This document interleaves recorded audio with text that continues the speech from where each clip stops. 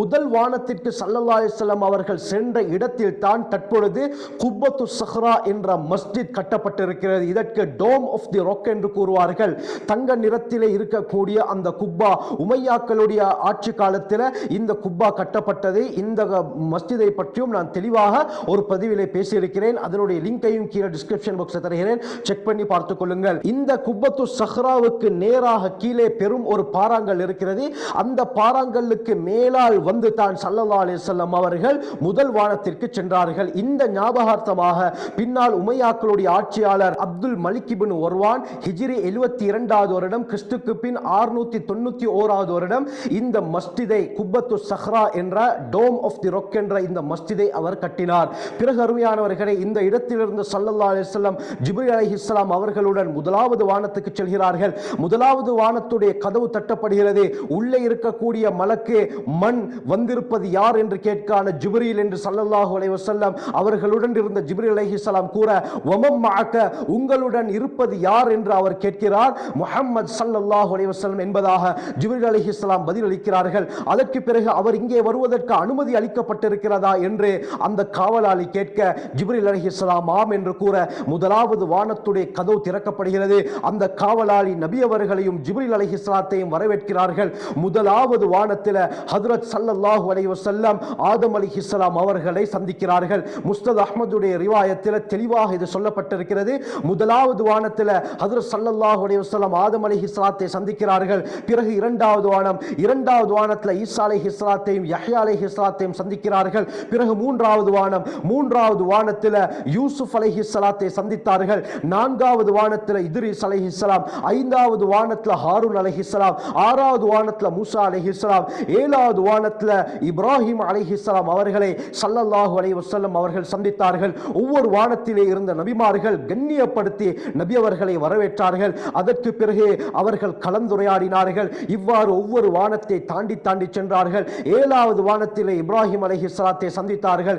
இப்ராஹிம் அலைஹிஸ்ஸலாம் தன்னுடைய சலாத்தை நபி அவர்களிடத்திலே, உங்களுடைய உம்மத்தாருக்கு என்னுடைய சலாத்தை எத்தி வைத்து விடுங்கள் என்றும் கூறினார்கள். அருமையானவர்களே, அதற்கு பிறகு அங்கே இருக்கக்கூடிய ஏழாவது வானத்திலே பைத்துல் மஅமூர் என்ற மஸ்ஜிதை ஸல்லல்லாஹு அலைஹி வஸல்லம் பார்க்கிறார்கள். பைத்துல் மஅமூர் என்பது உலகத்திலே அடியார்களுக்காக வேண்டி எப்படி அல்லாஹ் கஅபாவை நிர்வகித்திருக்கிறானோ, இதே போல விண்ணுலகத்திலே இருக்கக்கூடிய மலக்குகள் இபாதத் செய்வதற்காக வேண்டி கஅபாவுக்கு நேராக ஏழாவது வானத்திலே கட்டப்பட்டிருக்கக்கூடிய பிரமாண்டமான மஸ்ஜிதுக்கு தான் பைத்துல் மஅமூர் என்று சொல்லப்படும். இதை பற்றியும் ஒரு பதிவில் நான் தெளிவாக பேசியிருக்கிறேன். அதனுடைய லிங்கையும் நான் கீழே டிஸ்கிரிப்ஷன் பாக்ஸில் தருகிறேன், செக் பண்ணி பார்த்துக் கொள்ளுங்கள். பிறகு அருமையானவர்களே, ஏழாவது வானத்தை கடந்து ஸல்லல்லாஹு அலைஹி வஸல்லம் சித்ரத்துல் முன்தஹா என்ற இடத்தை அடைகிறார்கள்.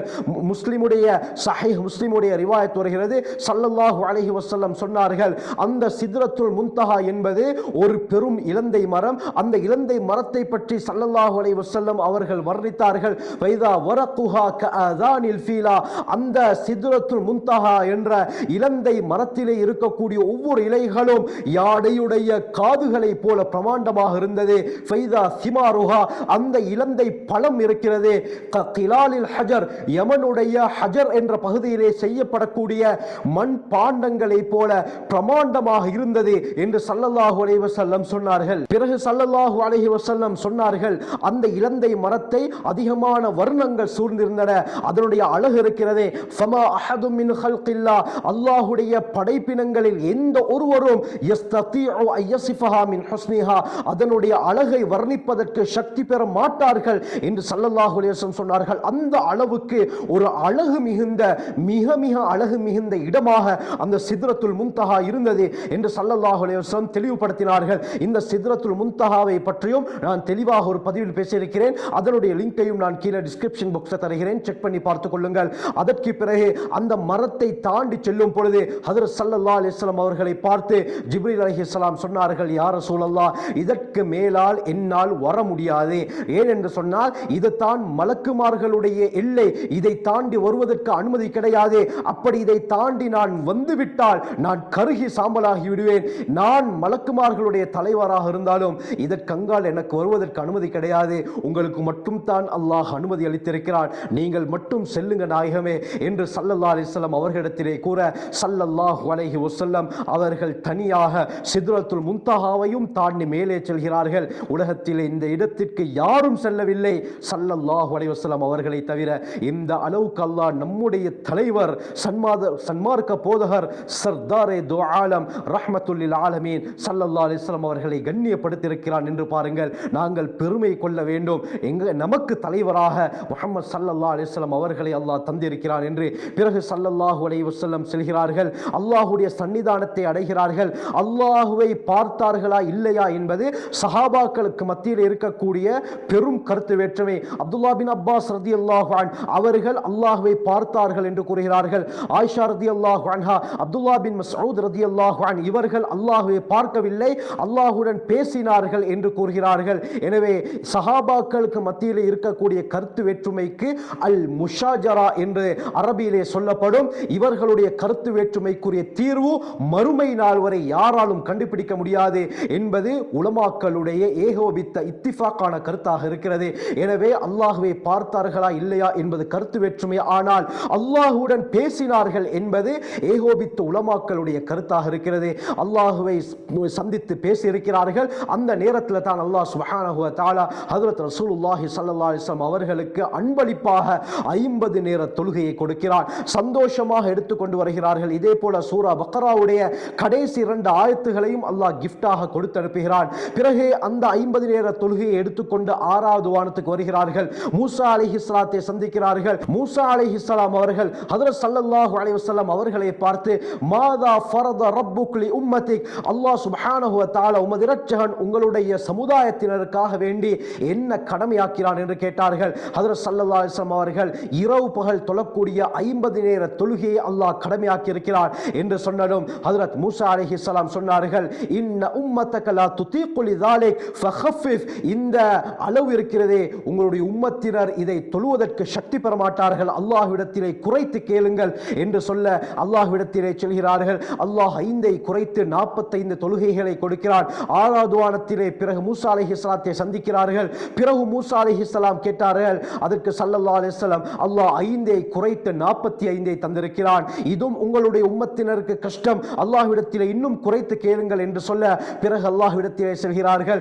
இவ்வாறு மூசா அலைஹிஸ்ஸலாம் அவர்களிடத்திலும் அல்லாஹ்விடத்திலும் மாறி மாறி ஸல்லல்லாஹு அலைஹி வஸல்லம் செல்கிறார்கள். கடைசியாக 45 நேர தொழுகைகளை குறைத்து 5 நேர தொழுகைகளை அல்லாஹ் கொடுத்து அனுப்புகிறான். மூசா அலைஹிஸ்ஸலாம் கேட்டார்கள், இதுவும் உங்களுடைய உம்மத்தினருக்கு கஷ்டம்தான், இதையும் அவர்கள் சரியாக நிறைவேற்ற மாட்டார்கள், எனவே ஃபഖஃபிஃப், அல்லாஹ்விடத்திலே போய் இன்னும் நீங்கள் குறைத்து கேளுங்கள் என்று சொன்னதும் ஸல்லல்லாஹு அலைஹி வஸல்லம் சொன்னார்கள், நான் அல்லாஹ்விடத்திலே திரும்ப இன்னொரு தடவை போய் குறைத்து கேட்பதற்கு வெட்கப்படுகிறேன், எனக்கு வெட்கமாக இருக்கிறது, இந்த 5 நேர தொழுகையை நான் பொருந்திக் கொண்டேன் என்று ஹஜ்ரத் ஸல்லல்லாஹு அலைஹி வஸல்லம் சொன்னார்கள். புகாரியுடைய ரிவாயத்தில் வருகிறது, அல்லாஹ் சுப்ஹானஹு வ தஆலா புறத்திலிருந்து ஒரு சப்தம் வருகிறது, முஹம்மதே ஸல்லல்லாஹு அலைஹி வஸல்லம் இந்த 5 நேர தொழுகையை யார் பேணுதலாக பேணி பாதுகாத்து தொழுது வருகிறாரோ 50 நேர தொழுகையுடைய நன்மையை நான் கொடுப்பேன் என்று அல்லாஹ் ஸல்லல்லாஹு அலைஹி வஸல்லம் அவர்களுக்கு வாக்களித்தான். எனவே பிறகு சந்தோஷமாக ஹஜ்ரத் ஸல்லல்லாஹு அலைஹி வஸல்லம் அவர்கள் தொழுகையை எடுத்துக்கொண்டு